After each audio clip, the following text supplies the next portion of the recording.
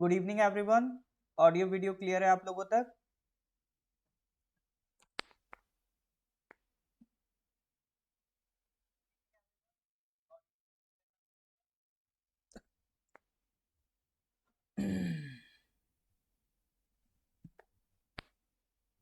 हाँ जी, तो अक्टूबर current affair sir हमारा चल रहा था। स्टार्ट कर दिया था, एक क्लास हमने कर ली थी, कुछ करीब करीब 10 क्वेश्चन हमने करे थे ना। उसके आगे के क्वेश्चन आज हमें डिस्कस करना है ना, तो थोड़े टाइम बाद हम मिल रहे हैं। कुछ बिजी काम में थे हम लोग। पवन सर के यहाँ हम लोग थे, उनकी सिस्टर की वेडिंग थी, तो उसके बाद अब हम वापस लौटे हैं। तो now we are back on the track. तो स्टार्ट करते हैं। तो आगे बढ़े उससे पहले सर हम लोग क्या करेंगे, कुछ प्रीवियस ईयर क्वेश्चंस, मतलब प्रीवियस ईयर कह रहा हूँ, जो 10 क्वेश्चन पहले पढ़े थे उनका थोड़ा सा एक बार चेक कर लेते कितना याद है ना। जैसे क्वेश्चन ये करा था, क्वेश्चन नंबर 5 था, what was the name of the operation which was recently launched by CBI central bureau of investigation against illicit drug trafficking network. CBI ने ऑपरेशन लॉन्च किया है against illicit drug trafficking network. उसका name क्या है sir? Good evening everyone, good evening. हाँ जी sir, इसका answer दीजिए। What was the name of the operation which was recently launched by central bureau of investigation against illicit drug trafficking network?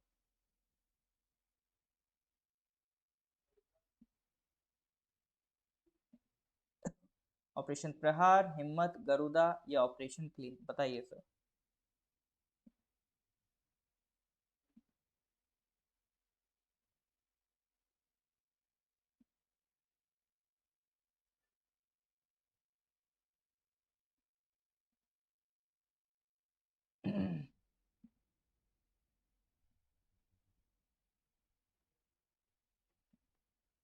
बिल्कुल correct answer था operation Garuda.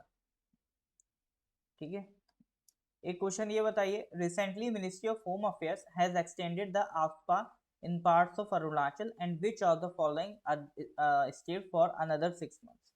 तो अभी अरुणाचल में extend हुआ है और अरुणाचल के अलावा आफ्पा कहाँ और एक्सटेंड हुआ है? तो इसका करेक्ट आंसर होगा नागालैंड। ठीक है। तो ये दो आज के, ये पिछली क्लासेस के क्वेश्चन से 10 क्वेश्चन हमने कर लिए थे। तो आज क्वेश्चन नंबर 11 से स्टार्ट करेंगे। तो ये रहा आज का क्वेश्चन आपकी स्क्रीन पर। Question number 11, recently which of the following cities has been adjust the clean city of India? ठीक है। Clean city of India, city कौन सी वाली सिटी जिसकी पॉपुलेशन मोर देन 1 लाख हो? ठीक है, सिटीज में भी कैटेगरीज होती है ना। कौन सी कैटेगरी वाली सिटी जिसकी पॉपुलेशन 1 लाख प्लस हो? उस कैटेगरी की जो सिटीज हैं उसमें सबसे क्लीनेस्ट सिटी कौन सी निकल के आई है इन द स्वच्छ सर्वेक्षण अवार्ड्स 2022? देखो, भारत सरकार एक मिशन चला रही है, स्वच्छ भारत मिशन, जिसके तहत हमारा टारगेट क्या है कि जो वेस्ट डिस्पोज होता है, जो गार्बेज डंप होता है और जो सैनिटरी की प्रॉब्लम है उसे रिजॉल्व करा जाए अंडर स्वच्छ भारत मिशन। ठीक है। तो इसी मिशन को यूज करते हुए सरकार क्या करती है, ऐसे सिटीज को अवार्ड करती है जो बढ़िया काम करते हैं। तो क्लीनेस्ट सिटी का अवार्ड किसको मिल रहा है? बिल्कुल सही बात, इस बार फिर से ये अवार्ड किसको मिला है सर? इंदौर को। सबसे, हिंदुस्तान की सबसे साफ सुथरी शहर कौन सी है? इंदौर है। ठीक है।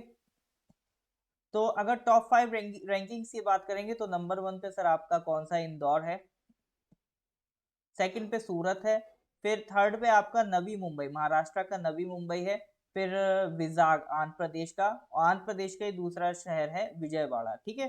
तो दो शहर आपके आंध्र प्रदेश के हैं, एक महाराष्ट्र का है, एक गुजरात का है, एक मध्य प्रदेश का है। तो ये टॉप 5 सिटीज आपकी जहां पर मोर देन 100 की पॉपुलेशन है उस कैटेगरी में आती हैं। ठीक है। अब सर कुछ कह रहे होंगे सर हमारा यूपी कहाँ है? तो भैया यूपी इधर देखो, हम लोग नीचे से टॉप करते हैं। ठीक है। तो अगर सबसे खराब सबसे गंदी सिटीज की अगर आप देखोगे, बॉटम 5 सिटीज, तो सबसे बुरा हाल सर अपने आगरा का है। आगरा का रीजन इंडस्ट्रियल स्टेट है, तो इस वजह से काफी वहां पे कचरा देखने को मिलता है। तो सबसे लास्ट पोजीशन आगरा की थी। सेकंड लास्ट थी वापी इन गुजरात। थर्ड लास्ट है sir Damoh Madhya Pradesh. Fourth last है रेवा मध्य प्रदेश। और फिफ्थ लास्ट है गोरखपुर उत्तर प्रदेश। ठीक है। तो जो लास्ट के 5 हैं उसमें से 2 उत्तर प्रदेश से हैं, एक गुजरात से है, 2 मध्य प्रदेश से हैं। ठीक है। तो ये बॉटम 5 की लिस्ट है।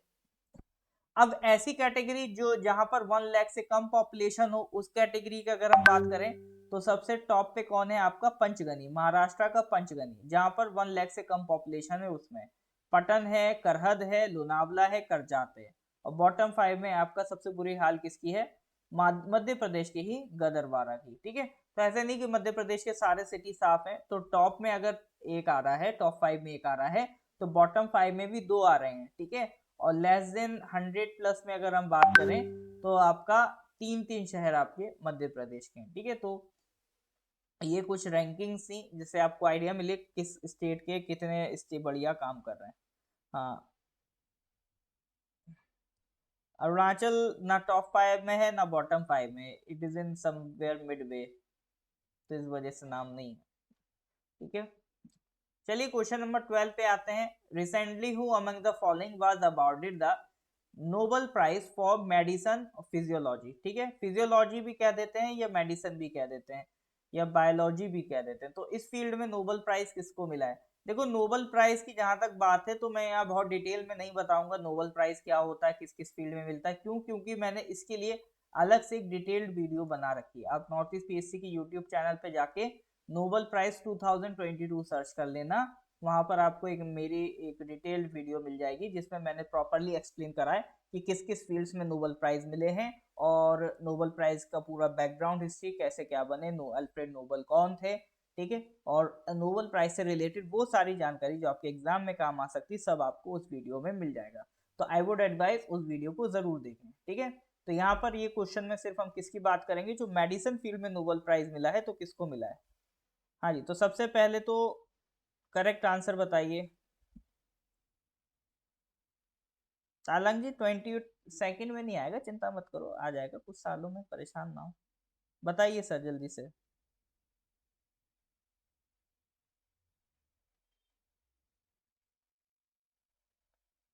देखिए पराग जी, लाइफ में सबसे ज्यादा जरूरी होता है होप। जिस दिन होप खो दोगे तो जो रास्ते खुल भी रहे होंगे वो भी बंद हो जाएंगे, और होप रहेगी तो बंद रास्ते भी खुल जाते हैं। ठीक है, तो आपके लिए मैं इतना ही कहना चाहूंगा।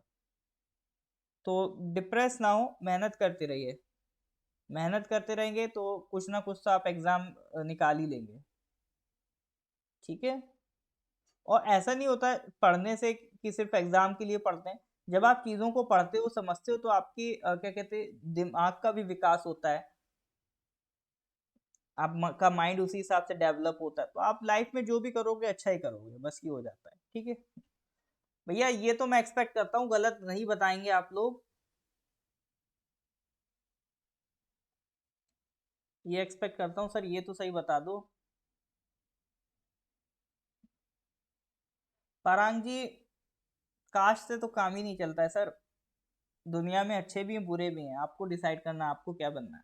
अगर हम बाकी सबके बारे में सोचते रहेंगे तो टेंशन में रहेंगे। जो हुआ बुरा हुआ, बात सही है। ऐसा अगर नहीं होता, एक मोटिवेशन डाउन हो जाता है एस्पिरेंट्स का कि अब हम तैयारी करें तो किस ट्रस्ट से करें। लेकिन देखिए, ये सब चीज़ें लगी रहती हैं। अगर थोड़ा टेंशन ज़्यादा हो तो यूपी आ जाइएगा, आपको और बढ़िया लगेगा, है ना। तो मेहनत करिए बस, मेहनत हिम्मत रखिए। देखो, अगर पॉजिटिविटी रहेगी, एक होप रहेगी ना, तो कुछ बढ़िया ही करोगे लाइफ में। ज़रूरी मैं ये नहीं कह रहा हूँ कि एग्ज़ाम ही क्लियर करोगे, कोई श्योरिटी नहीं है, लेकिन हाँ जो भी करोगे बढ़िया करोगे, इस बात की श्योरिटी, अगर होप लेके चलोगे। और पॉजिटिव नहीं रहे तो कोई भी श्योरिटी नहीं है। तो मेडिसिन फील्ड में सर किसको अवार्ड मिला है? स्वांते पाबू को मिला है। ठीक है, स्वांते पाबू को मिला है। तो क्यों मिला है?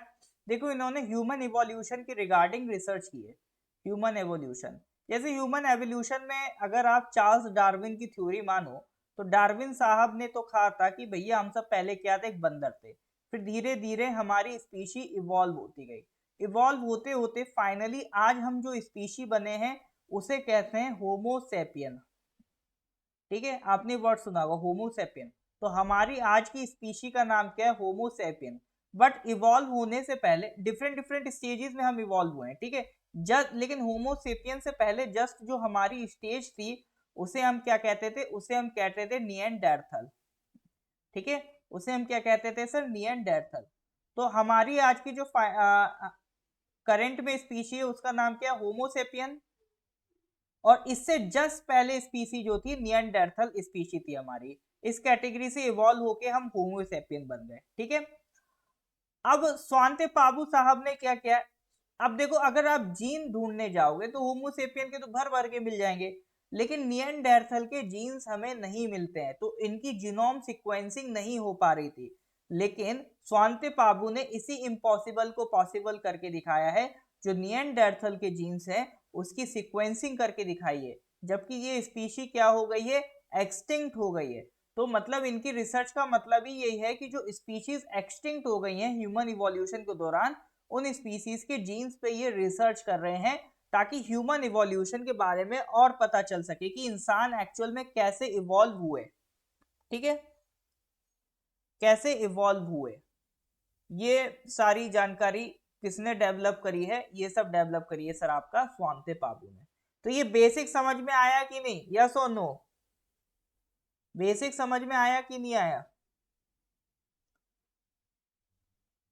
हेड कांस्टेबल के लिए खामी, देखो आप क्या करो, एपीएसएसबी की वेबसाइट पे प्रीवियस ईयर क्वेश्चंस पढ़े हैं ना, इस बार का हेड कांस्टेबल का पेपर आप डाउनलोड कर लो, उससे आपको और क्लैरिटी मिल जाएगी।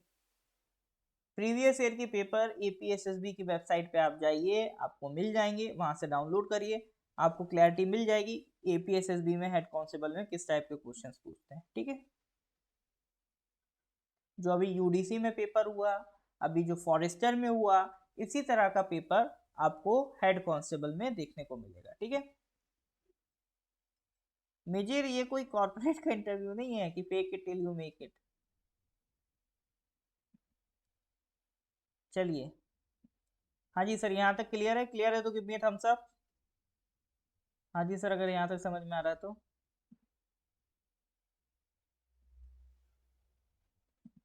ऑलराइट, आगे बढ़ते हैं नेक्स्ट क्वेश्चन पे sir.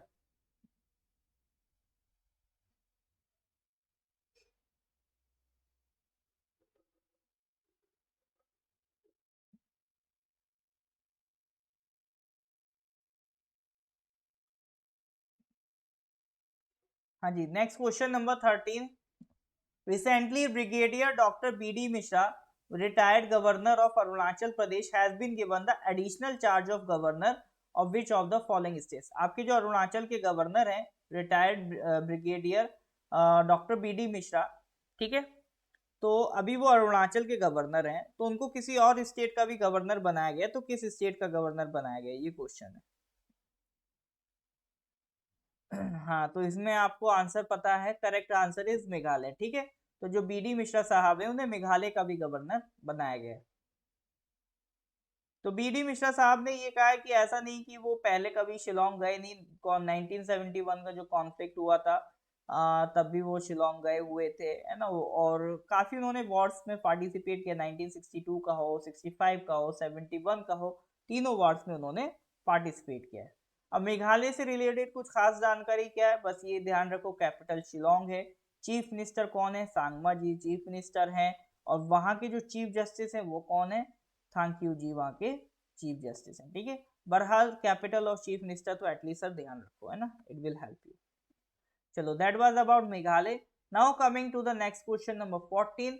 Recently, the indigenous light combat helicopter was formally inducted into the Indian Air Force at the Jodhpur Air Base, Rajasthan. The helicopter will be called by which of the following names? अभी light combat helicopter है, अभी हम देखेंगे कि light combat helicopter क्या होता है, इसको एयरफोर्स में इंडक्ट किया गया है, तो इसका नाम क्या रखा गया है सर। हाँ जी सर, जो ये आपका लाइट कॉम्बैट हेलीकॉप्टर है, इसका नाम क्या है, जल्दी से सर करेक्ट आंसर बताइए।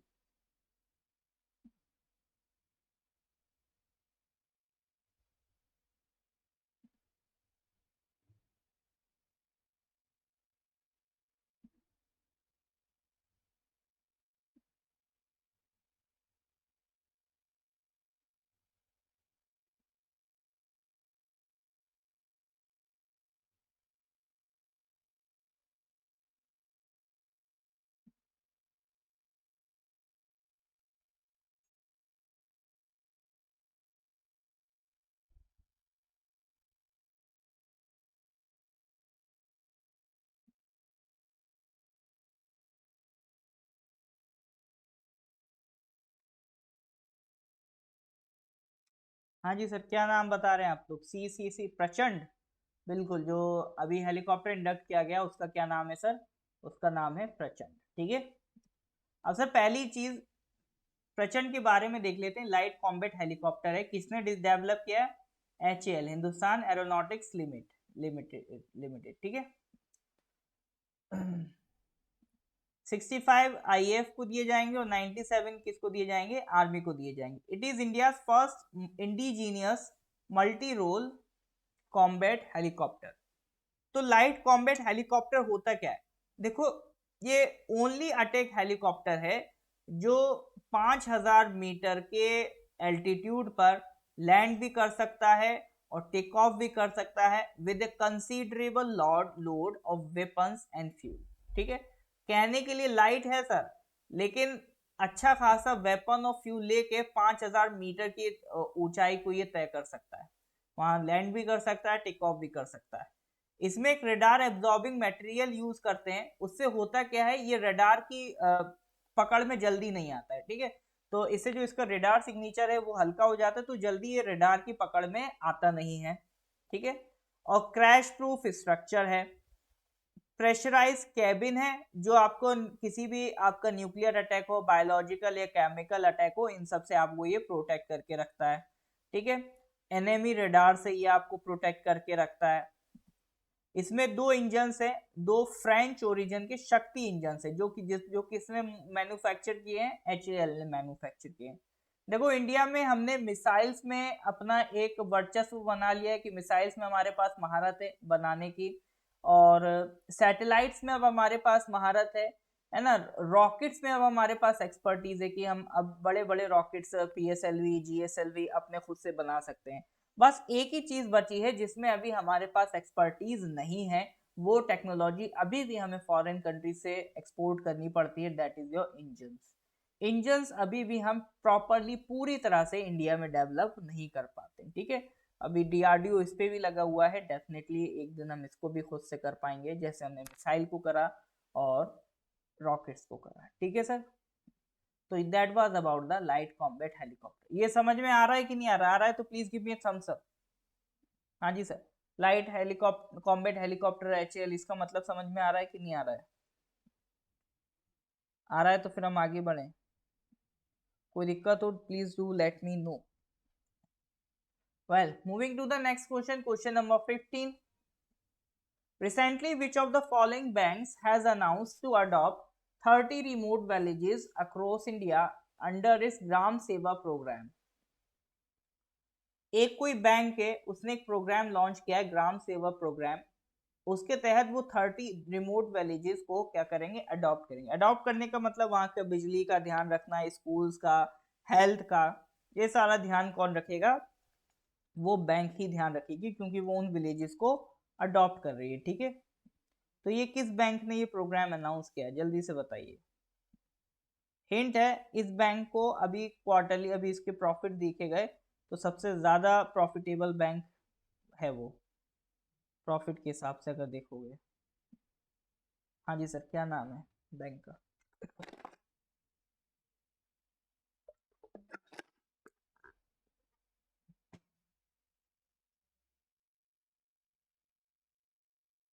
मतलब सरकारी बैंक नहीं हो सकती है? स्टेट बैंक ऑफ इंडिया, ठीक है। करेक्ट आंसर क्या है sir? State Bank of India. तो इन्होंने अपना ग्राम सेवा प्रोग्राम लॉन्च किया across 6 state, remote villages across aspirational districts in Haryana, Gujarat, Maharashtra, Punjab, Tamil Nadu and west Bengal, ठीक है। इन स्टेट्स के गांव को क्या करेंगे? अडॉप्ट करेंगे। एस्पिरेशनल डिस्ट्रिक्ट्स क्या होती हैं? भारत सरकार ने कुछ डिस्ट्रिक्ट्स को आइडेंटिफाई कर रखा है जो बहुत ही बैकवर्ड कंडीशन में, जिनकी हालत बहुत ज्यादा खराब है, ठीक है। तो उनको हम क्या कहते हैं?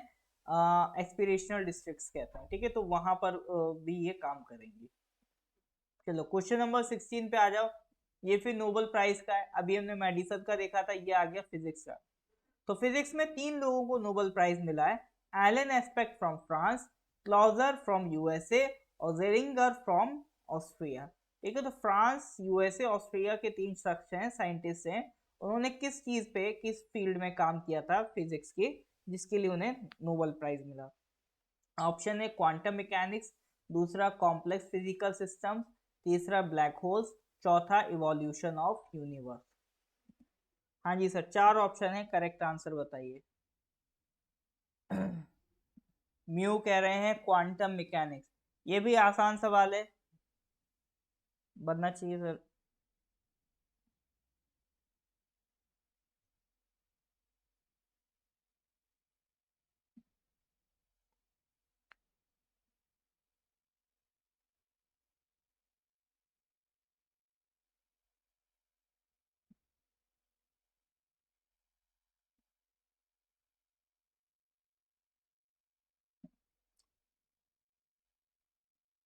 चलो जी, बाकी लोग क्या कह रहे हैं? अरे सर इतने लोग लाए, वो नहीं पता, तुक्का ही लगा दो सर, कुछ तो बताओ।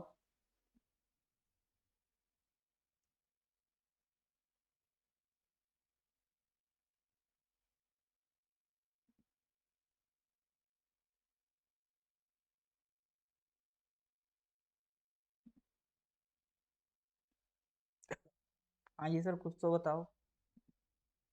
वेल, अगर इसका करेक्ट आंसर आप पूछोगे तो भैया correct answer is quantum mechanics. ठीक है, तो किस फील्ड के लिए लिखा है, बिलायक अबाउट क्वांटम मैकेनिक्स। देखो इन तीनों का कहने का मतलब क्या, कहने का मतलब ये है कि जैसे इन्होंने एक चीज का पता ये लगाया, क्वांटम मैकेनिक्स में क्या पता लगाया, इन्होंने ये पता लगाया कि जैसे आप मान लो दिल्ली में बैठे हो, ठीक है, दिल्ली का ये एटम है, अगर दिल्ली के एटम में कुछ डिस्टरबेंसेस होंगी तो इसका इम्पैक्ट मुंबई के बैठे एटम पर भी होगा। ठीक है, तो इसका इम्पैक्ट यहाँ के एटम्स पे भी होगा। ठीक है, मान लो आपके आसपास में जो भी सराउंडिंग्स है, अगर वो दिल्ली में कुछ इम्पैक्ट होता है तो उसका इन कहीं ना कहीं एक छोटा सा इम्पैक्ट मुंबई में भी देखने को मिलेगा, मतलब एक डिस्टेंस लोकेशन पर भी इम्पैक्ट डालता है। तो कोई एटम में कोई भी दिक्कत आती, कोई भी मूवमेंट होती है, तो उसका कुछ ना कुछ इफेक्ट एक डिस्टेंट ऑब्जेक्ट पर भी पड़ता है। अब वो इतना मिनिमल होता है जो हम ऑब्जर्व नहीं कर पाते हैं, बट ऐसा होता है, ये कहा है आपके ये तीनों साइंटिस्ट ने, क्वांटम मैकेनिक्स फील्ड में उन्होंने ये ऑब्जर्वेशंस करी हैं। अब इससे बहुत सारे रास्ते खुलेंगे। सबसे बड़ा रास्ता तो टेलीपोर्टेशन का खुलेगा, और आपका मैसेज ट्रांसफर टेक्नोलॉजी के लिए रास्ते खुलेंगे, है ना।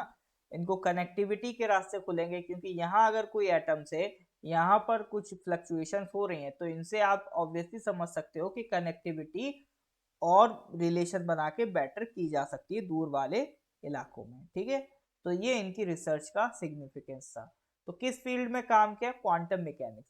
देखो आपको पूरी रिसर्च नहीं पढ़नी है, ना ही बहुत ज्यादा समझना है, बस इतना याद रखो कि जैसे मेडिसिन फील्ड की अगर हम बात करें तो किस फील्ड में उन्होंने अवार्ड जीता है, तो वो जीता है सर ह्यूमन इवोल्यूशन। ठीक है, ह्यूमन इवोल्यूशन में एक्सटिंक्ट स्पीसीज की जीनोम सीक्वेंसिंग की, उसके लिए अवार्ड मिला। फिजिक्स में अगर कोई पूछे तो किस फील्ड में मिला है, क्वांटम मैकेनिक्स। ठीक है, फिजिक्स में सर किस चीज में अवार्ड मिला है, क्वांटम मैकेनिक्स। तो ये बेसिक बेसिक वर्ड्स पकड़ के जाओ। ठीक है, ये नहीं कि मतलब बिल्कुल क्वांटम मैकेनिक्स की किताबें रात भर में पढ़ डाली, ऐसा मत करो, उसकी जरूरत नहीं आएगी। क्वेश्चन भी आप देख सकते हो, उन्होंने डिटेल कुछ नहीं पूछी है, बस बेसिक पूछ लिया किस फील्ड का है, तो इतना पता होना चाहिए सर कौन सी फील्ड है, क्वांटम मैकेनिक्स। ठीक है, क्लियर है सर। आगे बढ़ते हैं, question number 17। Question number 17, recently national bank for agriculture and rural development NABARD has sanctioned rupees 221.99 crore to strengthen school infrastructure in rural schools in which of the following states। तो rural area में schools के लिए नाबार्ड ने 221 मतलब 222 करोड़ करीब रुपए sanction किए हैं, तो वो किस स्टेट के स्कूल्स हैं, यूपी, मध्य प्रदेश, कर्नाटका या पंजाब, बताइए सर।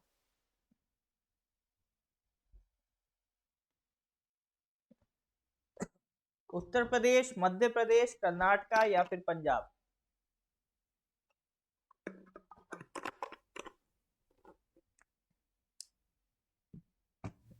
देखो ये क्वेश्चन इंपॉर्टेंट नहीं है, फिर सर क्यों दिया है, इसके पीछे की कहानी है, मैं थोड़ा नाबार्ड के बारे में डिस्कस करना चाहता था। ये लोन पंजाब को दिया है, ये क्वेश्चन आपसे कभी नहीं पूछेगा, इससे बेटर है आप पंजाब नाबार्ड के बारे में थोड़ा सा पढ़ लो, ठीक है।